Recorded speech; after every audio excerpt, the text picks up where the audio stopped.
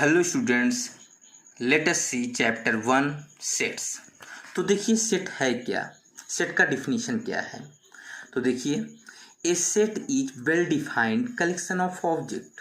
एक सेट जो है वो well defined collection of object है, यानी ऑब्जेक्ट का समूह। अब देखिए यहाँ वेल डिफाइंड का मतलब क्या है, तो आइए इसको हम एग्जाम्पल से देखते हैं। तो देखिए पहला एग्जाम्पल है collection of natural numbers less than 6। कह रहा है कलेक्शन ऑफ नेचुरल नंबर, यानी नेचुरल नंबर का समूह लेस देन 6 जो कि 6 से छोटा हो। तो 6 से छोटा कौन कौन से नेचुरल नंबर हैं? 1 2 3 4 5। अब देखिए जब इस क्वेश्चन को आप किसी से भी पूछेंगे इसका आंसर यही मिलेगा 1 2 3 4 5, बशर्ते वो नेचुरल नंबर जानता हो। तो 6 से छोटा कौन कौन सा नेचुरल नंबर होता है? 1 2 3 4 5। आप किसी से भी पर्सन टू पर्सन इसका आंसर आपको यही सेम मिलेगा 1 2 3 4 5। तो इसका मतलब ये वेल डिफाइन है, और ये वेल डिफाइन है इसका मतलब ये क्या है? सेट है। ठीक है ना, यहाँ लिखा भी गया है a set is well defined collection of object. ठीक है ना। अब आगे नेक्स्ट एग्जांपल देखते हैं, the vowels in the English alphabet. अब इंग्लिश अल्फ़ाबेट में वॉवेल कौन कौन होते हैं? AEIOU, 5 वॉवेल होता है।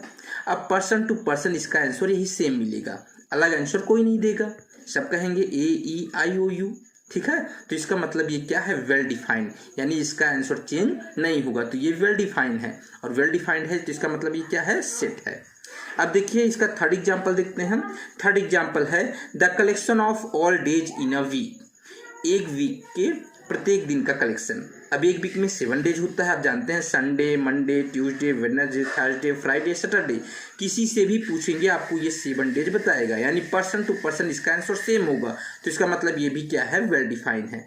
तो वेल डिफाइन है इसका मतलब ये भी क्या है? सेट है। ठीक है ना। और इसका चौथा देखते हैं एग्जाम्पल।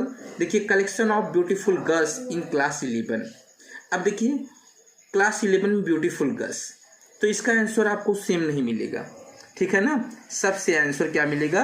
अलग अलग मिलेगा। इसका मतलब ये नॉट वेल डिफाइंड है, इसका मतलब ये सेट नहीं है। ठीक है ना। अब इसी तरीके से नेक्स्ट एग्जाम्पल देखते हैं, कलेक्शन ऑफ फेवरेट बुक्स। अब फेवरेट बुक्स सबका अलग अलग होता है, तो इसका मतलब ये भी वेल डिफाइंड नहीं है, तो इसका मतलब ये भी सेट नहीं है, यानी 4 और 5 सेट नहीं है, 1 2 3 वेल डिफाइंड है, इसलिए ये सेट है। ओके, तो सेट आप समझ गए। ठीक है ना। सेट में क्या होता है? Set is a well defined collection of object. ठीक है ना। सेट में जो है person to person same answer मिलना चाहिए, अलग अलग नहीं, तभी वो वेल डिफाइंड होगा। ठीक है। अब देखिए सेट के बाद हम देखेंगे important points for the set. Set के लिए इम्पॉर्टेंट पॉइंट्स कौन कौन से हैं? तो देखिए पहला पॉइंट है the objects are called the members और एलिमेंट्स ऑफ द सेट। यानी सेट के अंदर जो ऑब्जेक्ट होते हैं उसे हम मेंबर या एलिमेंट भी कहते हैं। यानी सेट के अंदर जो ऑब्जेक्ट होंगे उसे हम ऑब्जेक्ट भी कह सकते हैं, मेंबर भी कह सकते हैं, एलिमेंट भी कह सकते हैं। ठीक है। और पॉइंट नंबर 2 है sets are usually denoted by capital letters. Set को हम किस लेटर से लिखते हैं? कैपिटल लेटर से लिखते हैं, लाइक ABNXYZ ETC। यानी सेट को हम कैपिटल लेटर से डिनोट करते हैं। ठीक है। जैसे आपको इसका आंसर देना है तो आप कैपिटल A इक्वल टू लिखेंगे, A equal to curly bracket में AEIOU, यानी सेट हमेशा कैपिटल लेटर से डिनोट किया जाता है। और नेक्स्ट पॉइंट है the elements of a set और रिप्रेजेंटेड बाय स्मॉल लेटर। और सेट के अंदर जो एलिमेंट होते हैं, जो मेंबर होते हैं, उन्हें हम स्मॉल लेटर से लिखते हैं। ठीक है ना। जैसे ABCXYZ जो भी एलिमेंट हों उसे हम स्मॉल लेटर से लिखेंगे। और इसका नेक्स्ट पॉइंट है पॉइंट नंबर 4, ऑल एलिमेंट्स और सेपरेटेड बाय कॉमाज। सभी एलिमेंट को हम कॉमा के द्वारा अलग करते हैं, यानी कॉमा लगा के। तो आइए अब इसके चारों पॉइंट को समझते हैं। जैसे देखिए एक एग्जाम्पल है A equal to curly bracket में X such that X is a vowel of English alphabet. इसे हम बोलते हैं यक्स सच दैट यक्स। ठीक है ना। ऐसे भी लिख सकते हैं या फिर ऐसे भी लिख सकते हैं यक्स सच दैट यक्स, इसको यक्स सच दैट यक्स पढ़ा जाता है।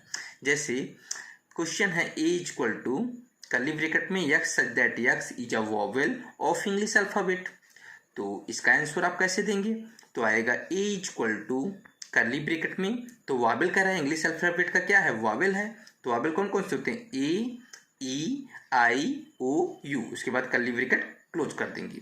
तो देखिए इसमें कह रहा था सेट के अंदर जो मेंबर होंगी उन्हें हम एलिमेंट कहते हैं या फिर ऑब्जेक्ट कहते हैं। तो ए, ई, आई, ओ, यू इस सेट के ऑब्जेक्ट हैं, यानी एलिमेंट हैं या फिर मेंबर हैं। ठीक है, कुछ भी कह सकते हैं, मेंबर भी, एलिमेंट भी या फिर ऑब्जेक्ट। और सेट को हम किस लेटर से लिखते हैं? कैपिटल लेटर से। तो देखिए यहाँ पर कैपिटल लेटर से डिनोट किया गया है। और सेट के अंदर जो एलिमेंट होते हैं उन्हें हम कॉमा से सेपरेट करते हैं। देखिए सब में कॉमा लगा हुआ है, कॉमा से सेपरेट किया गया है। और सेट को हम कर्ली ब्रैकेट के अंदर लिखते हैं। ठीक है ना? तो आपको चारों पॉइंट क्लियर हो गया। अब हम पढ़ेंगे, हमारा नेक्स्ट टॉपिक है रिप्रेजेंटेशन ऑफ सेट्स, यानी सेट को हम रिप्रेजेंट कैसे करेंगे। तो there are two methods of representing a set, यानी सेट को रिप्रेजेंट करने का दो मेथड है। पहला मेथड है रोस्टर और टेबुलर फॉर्म और दूसरा मेथड है सेट बिल्डर फॉर्म। तो आप जानेंगे रोस्टर और टेबुलर फॉर्म क्या होता है। तो रोस्टर फॉर्म आपका ये है, रोस्टर और टेबुलर फॉर्म ये है, जो आपको कर्ली ब्रैकेट में अंदर कॉमा लगा के सारे एलिमेंट लिखा हुआ है, ये आपका है रोस्टर फॉर्म। और जो एक्स दैट एक्स करके लिखा है ये आपका है सेट बिल्डर फॉर्म। तो आइए हम समझते हैं। तो पहला मेथड है रोस्टर और टेबुलर फॉर्म। तो देखिए इसके में कैसे लिखा जाता है। इन this form all the elements of a set और लिस्टेड, द एलिमेंट्स और being separated by commas and or enclosed within braces like curly bracket। ठीक है, तो रोस्टर और टेबुलर फॉर्म में हम जो एलिमेंट होता है उसको कर्ली ब्रैकेट के अंदर कॉमा लगा के सेपरेट करते हैं। ठीक है, तो आइए कुछ एग्जांपल देखते हैं इसका। तो देखिए पहला एग्जांपल है the set of all natural number less than 6, यानी 6 से छोटा सारे नेचुरल नंबर का समूह। तो क्या होता है 6 से छोटा? तो 6 से छोटा होता है 1 2 3 4 5, 6 से छोटा नेचुरल नंबर है। तो इसको हम कैसे लिखेंगे रोस्टर और टेबुलर फॉर्म में? तो आप लिखेंगे, देखिए नेचुरल नंबर है तो इसको कैपिटल एन से डिनोट कर देंगे, कैपिटल एन इक्वल टू, और रोस्टर फॉर्म में कर्ली ब्रैकेट के अंदर कॉमा लगा के लिखा जाता है। तो आप कर्ली ब्रैकेट लगाएंगे और लिखेंगे 1, 2, 3, 4, 5, उसके बाद कर्ली ब्रैकेट क्लोज कर देंगे। तो आपका आया n equal to curly bracket में 1 2 3 4 5 कर्ली ब्रैकेट क्लोज। ये आपका है रोस्टर और टेबुलर फॉर्म। ठीक है, इसे हम क्या कहेंगे? रोस्टर और टेबुलर फॉर्म कहेंगे। रोस्टर अथवा टेबुलर फॉर्म में हम क्या करते हैं, एलिमेंट को कर्ली ब्रैकेट के अंदर कॉमा लगा के लिखते हैं। ठीक है, तो आइए नेक्स्ट एग्जांपल देखते हैं। तो देखिए इसका नेक्स्ट एग्जांपल है the set of letters forming the word school. अब देखिए स्कूल में कौन कौन सा लेटर प्रयोग किया गया है, उसी का हमको सेट के रूप में इसको दिखाना है रोस्टर और टेबुलर फॉर्म में।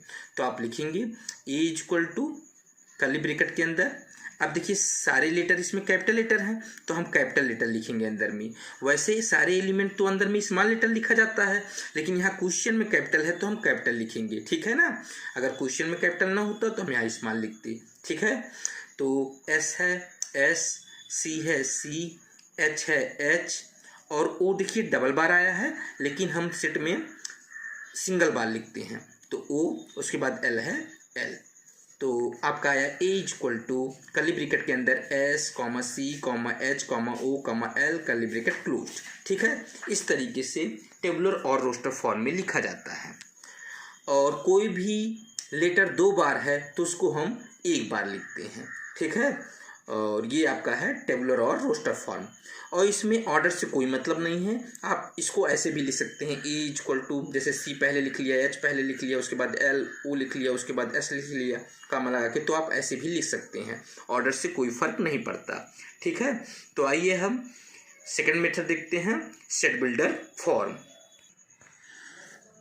तो देखिए सेट बिल्डर फॉर्म क्या है, इसमें कैसे लिखा जाता है एलिमेंट को। In this form we write a variable say x, कह रहा है इस फॉर्म में हम क्या करते हैं, एक वेरिएबल लिखते हैं, जैसे मैंने आपको पहले बताया था यक्स सच दैट यक्स करके, ठीक उसी तरीके से representing any member of the set followed by a statement और a property which must be satisfied by each member of the set. तो इसमें हम सेट बिल्डर फॉर्म में हम यक्स सच दैट यक्स करके लिखते हैं और इस तरीके से लिखा जाता है ताकि उस सेट की सारी प्रॉपर्टी ये फॉलो करे। तो जैसे देखिए एक एग्जांपल देखिए, एग्जांपल से आपको समझ में आएगा। जैसे एग्जांपल है ए इक्वल टू कर्ली ब्रैकेट के अंदर AEIOU, ठीक है। ये आपका कौन सा फॉर्म है, ये आपका है रोस्टर और टेबुलर फॉर्म। अब इसे हम सेट बिल्डर फॉर्म में कैसे लिखेंगे, ए इक्वल टू है कर्ली ब्रैकेट के अंदर AEIOU, ये आपका है रोस्टर और टेबुलर फॉर्म। तो इसे सेट बिल्डर फॉर्म में जब लिखेंगे तो आपको लिखना होगा ए इक्वल टू कर्ली ब्रैकेट के अंदर x such that X is a vowel of English alphabet, उसके बाद कर्ली ब्रैकेट क्लोज कर देंगे। तो देखिए यक्स सच दैट यक्स ये वेरिएबल आया है और ये क्या कर रहा है, इसकी सारी प्रॉपर्टी को फॉलो कर रहा है। देखिए is a vowel of English alphabet. तो ये आपका है set builder form. Set builder form में हम यक्स सच दैट यक्स करके लिखते हैं। तो आइए नेक्स्ट एग्जाम्पल देखते हैं। तो देखिए इसका नेक्स्ट एग्जाम्पल है B equal to curly bracket में -2, -1, -0, -1, -2, -3, 4 कर्ली ब्रैकेट क्लोज। ये आपका कौन सा फॉर्म है, ये आपका है रोस्टर और टेबुलर फॉर्म। तो इस रोस्टर और टेबुलर फॉर्म को हमको किस फॉर्म में लिखना है, सेट बिल्डर फॉर्म में। तो सेट बिल्डर फॉर्म में आप कैसे लिखेंगे, आप लिखेंगे B equal to curly bracket के अंदर यक्स सच दैट यक्स। अब ये देखिए सारे क्या है, इंटीजर, क्योंकि इंटीजर किसे कहते हैं, पॉजिटिव एंड निगेटिव नंबर्स और कॉर्ड इंटीजर्स, ठीक है। तो आप लिखेंगे x such that X is an integer and अब देखिए -3 क्या है, यक्स से छोटा है, यानी आप लिखेंगे x is greater than -3 and 5 is greater than x. अब देखिए यहाँ मैंने लिखा है ये 5 is greater than x and x is greater than -3, यानी यक्स जो है -3 से बड़ा है लेकिन 5 से छोटा है। तो -3 से बड़ा कौन सा नंबर होगा, -2, और 5 से छोटा कौन सा नंबर होगा, 4। तो आपका यही आंसर निकलेगा -2, -1, 0, 1, 2, 3, 4, ठीक है। तो ये आपका है सेट बिल्डर फॉर्म, क्योंकि -3 देखिए यक्स जो है, यहाँ यक्स लिखा हुआ है, यक्स जो है -3 से बड़ा है, यानी -2 होगा, -1 होगा, 0 होगा, 1 होगा, 2 होगा, 3 होगा, 4 होगा, लेकिन 5 नहीं होगा, क्योंकि 5 जो है यक्स से बड़ा है, यानी 5 से छोटा सारे नंबर होंगे, ठीक है ना। तो ये आपका क्लियर हो गया सेट बिल्डर फॉर्म। अब हम नेक्स्ट टॉपिक पे चलते हैं। हमारा नेक्स्ट टॉपिक है new symbols and there meaning, नया सिंबल और उसका मीनिंग क्या है। जैसे इस तरीके से अगर सिंबल दिया हुआ हो ये ऐसे, तो इसका मतलब है बिलोंग्स टू। अब बिलोंग्स टू कैसे पढ़ते हैं, देखिए मान लीजिए ई जो है एक एलिमेंट है सेट ए का, सेट ए का ई जो है एक एलिमेंट है, इसका मतलब ई बिलोंग्स करेगा किसको, ए को। जैसे यहाँ देखिए ऊपर देखिए ये ई ए में है, इसका मतलब ई जो है सेट ए का एक एलिमेंट है, इसका मतलब ई बिलोंग करता है ए में। या ए देखिए ए सेट ए का क्या है, एलिमेंट है, इसका मतलब ए बिलोंग करता है ए में। तो इसको इस तरीके से लिखा जाता है, देखिए ई बिलोंग टू ए। या आप इसे भी लिख सकते हैं, देखिए ओ है, ओ भी ए में है, तो आप लिख सकते हैं ओ बिलोंग टू ए, ठीक है ना। तो ये बिलोंग का सिंबल है बिलोंग्स टू का। और अगर इसी के अंदर ऐसे पाई खींच दिया गया तो ये नॉट बिलोंग का सिंबल है, नॉट बिलोंग्स टू। जैसे यहाँ पर दे दिया जाए एम, क्या देखिए सेट ए में एम है, नहीं है, जिसका मतलब M is not belongs to A, यानी एम जो है सेट ए में नहीं बिलोंग कर रहा है, ठीक है। तो ये इसका मीनिंग है। Its clear. हमारा नेक्स्ट टॉपिक है some standard symbols of some special sets, यानी कुछ स्पेशल सेट के कुछ स्टैंडर्ड सिंबल। जैसे the set of all natural number, the set of all natural number को हम कैपिटल एन से डिनोट करते हैं और the set of all integers को हम कैपिटल जेड से डिनोट करते हैं। तो देखिए इंटीजर्स का मतलब positive and negative numbers along with zero, और कॉर्ड इंटीजर्स तो सारे इंटीजर्स को हम कैपिटल जेड से डिनोट करते हैं। The set of all rational number, यानी रेशनल नंबर को हम कैपिटल क्यू से डिनोट करते हैं और the set of real number को हम कैपिटल आर से डिनोट करते हैं, ठीक है। और the set of positive integers, positive integers को हम जेड प्लस से डिनोट करते हैं। अगर केवल इंटीजर है तो जेड से डिनोट करेंगे, लेकिन पॉजिटिव इंटीजर है तो जेड प्लस से। और the set of positive rational number, the set of positive rational number, तो देखिए अगर केवल रेशनल नंबर होता तो हम क्यू से डिनोट करते, तो इसमें पॉजिटिव रेशनल नंबर कह रहा है तो क्यू प्लस से डिनोट करेंगे, क्यू प्लस से डिनोट करेंगे। The set of positive real number, तो देखिए रियल नंबर को हम कैपिटल आर से डिनोट करते थे, तो पॉजिटिव रियल नंबर है तो आर प्लस से, ठीक है, तो आर प्लस से डिनोट करेंगे। ये कुछ सिंबल थे, इसे आप याद कर लीजिएगा। और ये जो है एक्सरसाइज 1.1 का इंट्रोडक्शन है, आप इसको अच्छे से पढ़ लीजिए, समझ लीजिए, तो आप एक्सरसाइज 1.1 की सारी प्रॉब्लम आसानी से सॉल्व कर लेंगे और आपको समझ में भी आएगा। तो आप इस इंट्रोडक्शन को पढ़ लीजिएगा। ओके।